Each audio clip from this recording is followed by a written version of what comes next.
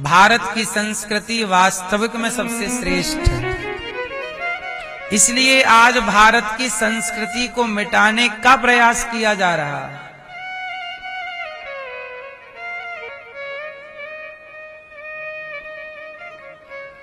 है ना। देखो भेष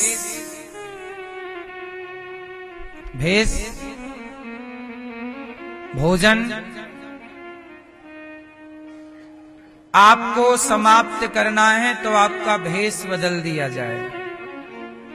आपका भोजन और आपकी संस्कृति विरासत, आज तीनों पे अटैक हुआ। देखिएगा, आप लोग ने अपना वेशभूषा बदल लिया। आप लोग ना भारतीय कपड़ा नहीं पहनते, भारतीय पहनावा नहीं पहनते। आप लोग अंग्रेजों वाला कपड़ा पहनते हैं, हाँ या ना। अब jeans, T shirt, pants, coat, ये भारत का पहनावा है? चलो बताओ, भारत का अपना पहनावा क्या है, ये भैया बताएंगे। आप ये भैया आगे, भारतीय पहनावा क्या है? आप कभी पहनते हो? फिर धोती कुर्ता संडे के संडे को तो पहनो। आपकी अपनी वेशभूषा कहां गई है? आपकी वेशभूषा तो अंग्रेजों वाली है। कोट पैंट पहन कैसे चलते जैसे आप अंग्रेज हैं। सबको अंग्रेज बनना है। जिन अंग्रेजों ने तुम्हारी बहन बेटियों के साथ बलात्कार किया, जिन अंग्रेजों ने तुम्हारी बहन बेटियों को लूटा, भारत मां को लूटा, तुम्हें वो अंग्रेज बनना है। जिन महापुरुषों ने जिस वेशभूषा को पहन करके देश को आजादी दिलाई, मुगलों से लड़े, शिवाजी लड़े, महाराणा प्रताप लड़े, उन महापुरुषों की वेशभूषा आपने भुला दी। अंग्रेज यही तो चाहते थे कि आप अंग्रेज हो जाओ, और आप हो गए अंग्रेज। वेशभूषा आपकी बदल गई। भारतीय वेशभूषा क्या है पता ही नहीं आपको। ये देखो, ये दास अनिरुद्ध ने आज भी, आपने हमें कभी पैंट शर्ट में नहीं देखा होगा। क्यों? सोचिए, आज भी कितना भी आधुनिकता आ जाए, पर हमने अपनी प्राचीनता को बचा रखा है ना। दूसरा, आप लोगों ने अपना खान पान विदेशी कर लिया। अंग्रेज मांस खाते हैं तो भारत के लोग बोले हम भी मांस खाएंगे। अंग्रेज पिज्जा बर्गर चाउमीन खाते हैं, हम भी खाएंगे। आप लोगों ने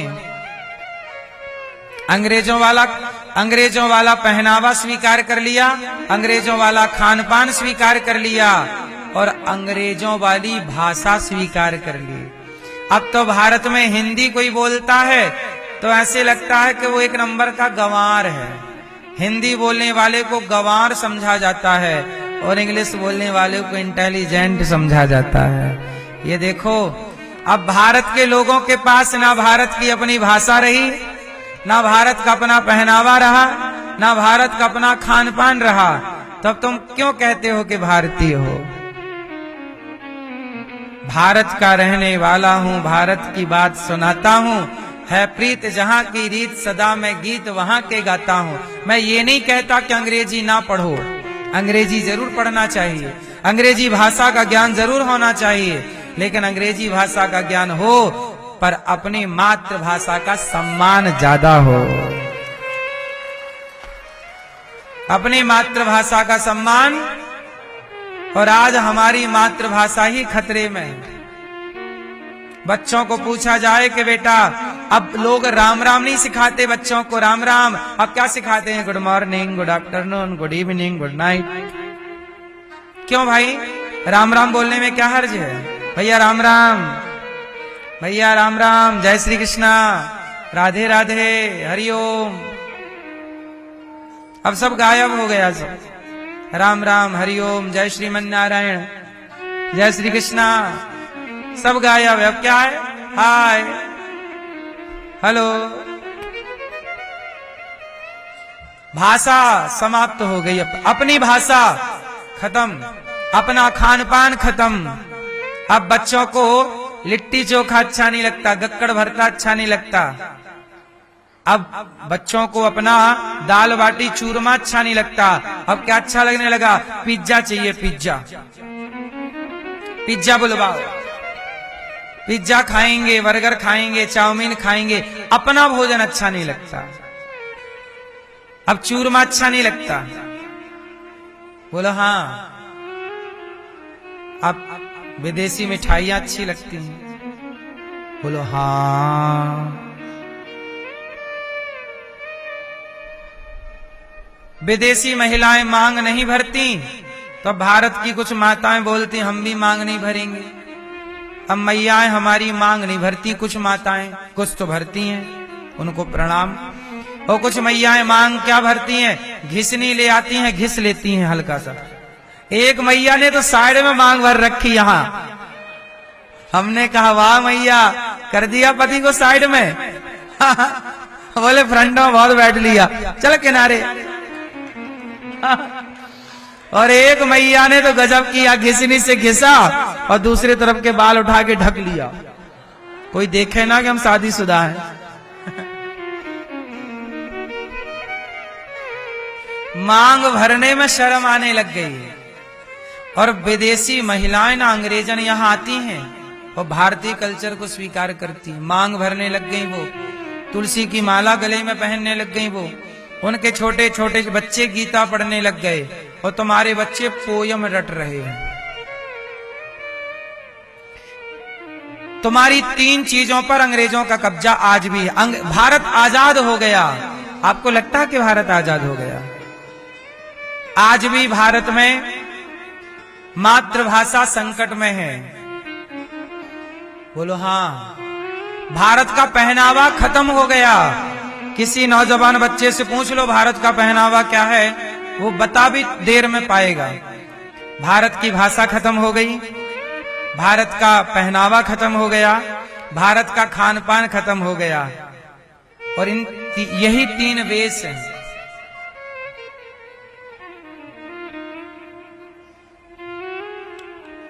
मैया, ये भारत पवित्र देश है। भगवान ने अवतार कहां लिया? आज एक पत्रकार भैया आए, बोले कि इतना बड़ा संसार है, भगवान अवतार भारत में ही क्यों लेते हैं?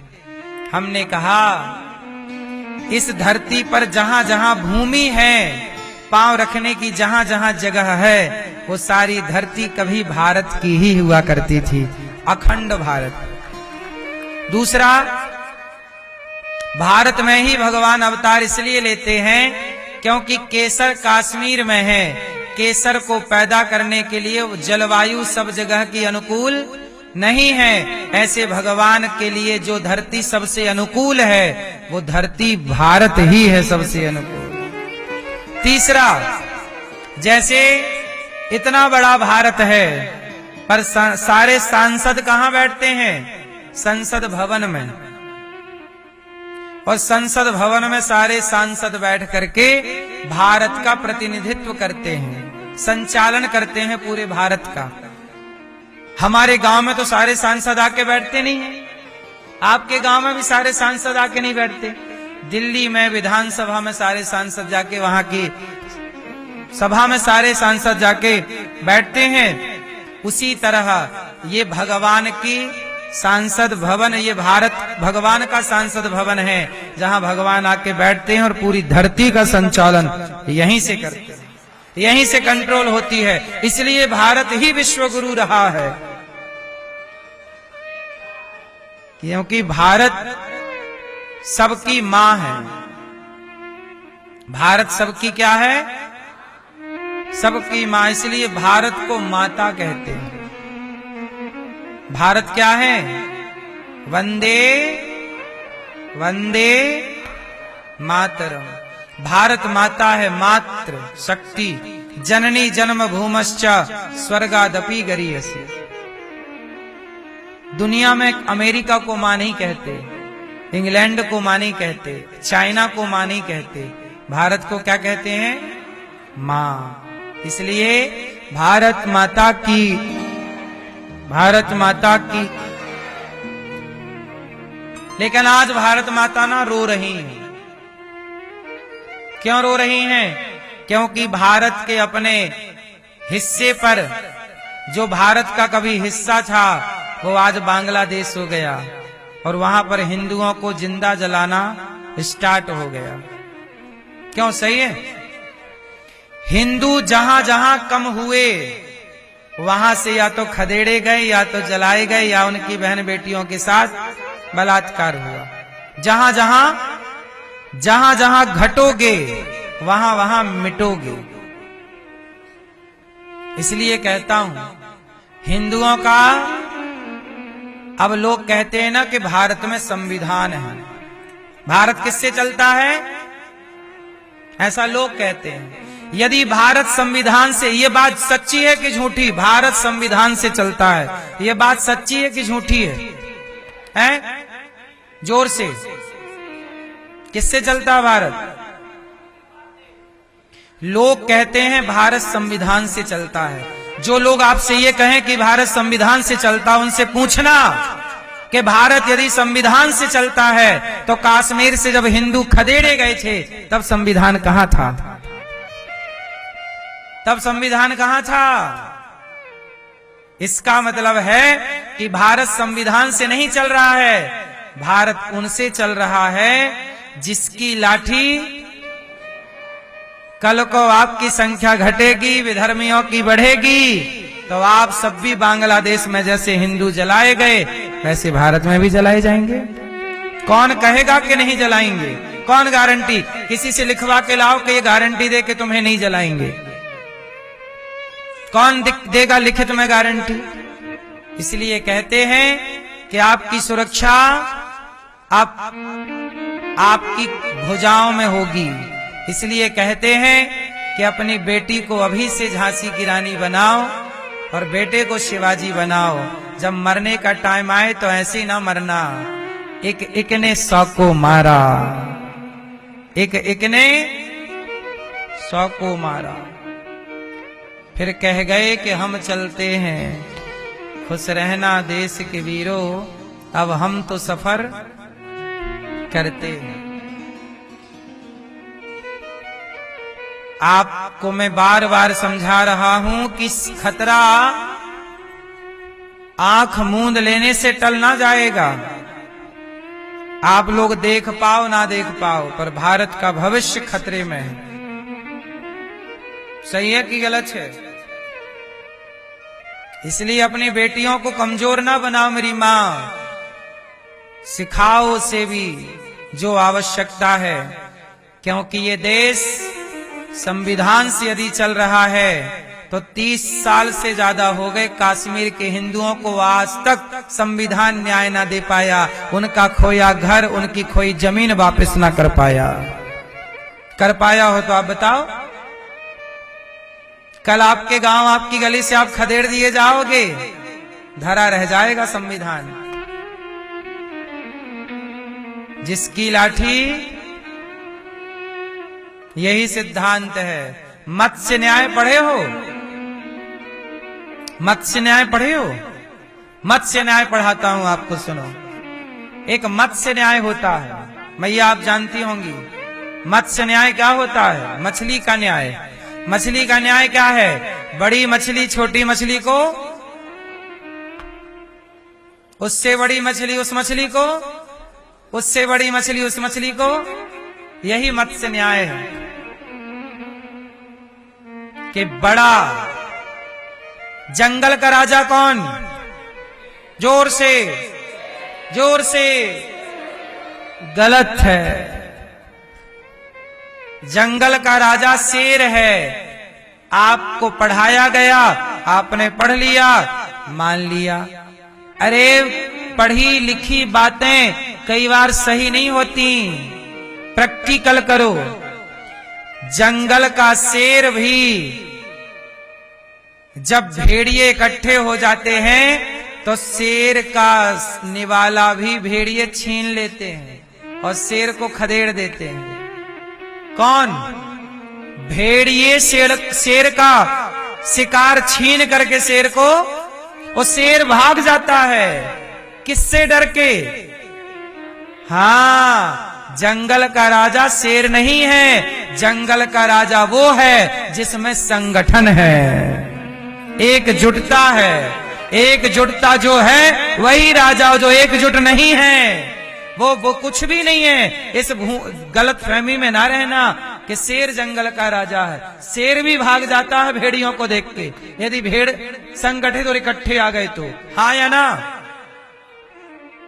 इसलिए आप सबको संगठित रहना चाहिए।